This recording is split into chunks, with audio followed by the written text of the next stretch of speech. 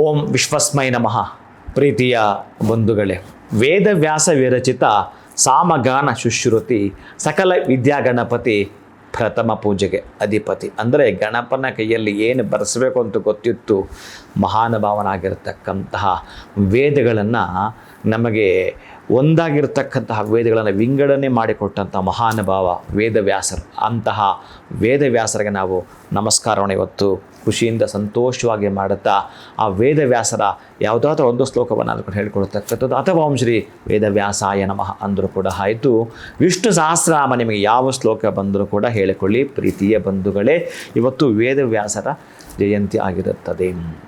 ನಾಳೆ ವಿಶೇಷವಾಗಿ ನೃಸಿಂಹ ಜಯಂತಿ ಇರುತ್ತೆ. 30ನೇ ತಾರೀಕು ನಾಳೆ. ಪ್ರೀತಿಯ ಬಂಧುಗಳೇ, ಗುಮ್ಮಳಾಪುರದ ಲಕ್ಷ್ಮೀ ನೃಸಿಂಹಸ್ವಾಮಿಯ ಆಲಯದಲ್ಲಿ ವಿಶೇಷವಾಗಿರ್ತಕ್ಕಂಥ ಪೂಜೆಯನ್ನು ಹಮ್ಮಿಕೊಂಡಿರ್ತೇವೆ.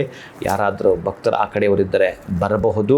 ಕಾರಣ ಏನು ಅಂತಂದರೆ, ನಾಳೆ ನೃಸಿಂಹ ಜಯಂತಿಯ ಅಂಗವಾಗಿ ನರಸಿಂಹಸ್ವಾಮಿಗೆ ನಾವೇನಾದರೂ ಕೂಡ ಸರೆಂಡರ್ ಆಗಿಬಿಡ್ತೀವಿ ಅಂತಂದರೆ ಅನೇಕ ಋಣಗಳಿಂದ ಮುಕ್ತಿ ಆಗುವಂಥದ್ದು, ಶೀಘ್ರವಾಗಿ ಕುಜದೋಷ ನಿವಾರಣೆ ಆಗ್ತಕ್ಕಂತಹದ್ದು, ಶೀಘ್ರ ವಿವಾಹ ಪ್ರಾಪ್ತಿ ಆಗ್ತಕ್ಕಂಥದ್ದು, ಕಬ್ಬಿನ ಹಾಲಿಂದ ಅಭಿಷೇಕವನ್ನು ಮಾಡಿಸಿದರೆ ಶೀಘ್ರ ಐಶ್ವರ್ಯ ಪ್ರಾಪ್ತಿ ಅಂತೆಲ್ಲ ಹೇಳ್ತಾನೆ.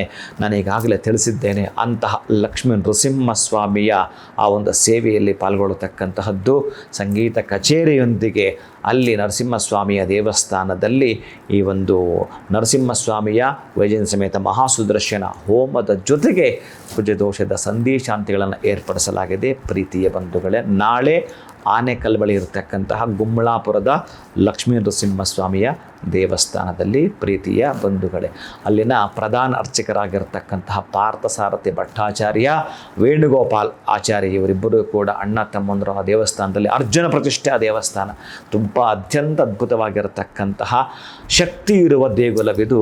ಅಂತಹ ಪೂಜಾ ಕೈಂಕರ್ಯ ಪ್ರತಿನಿತ್ಯವೂ ಕೂಡ ಅನುಷ್ಠಾನ ಪ್ರಿಯರು ಅವರಿಬ್ಬರು ಕೂಡ ತುಂಬ ಚೆನ್ನಾಗಿ ಮಾಡ್ತಿರ್ತಾರೆ.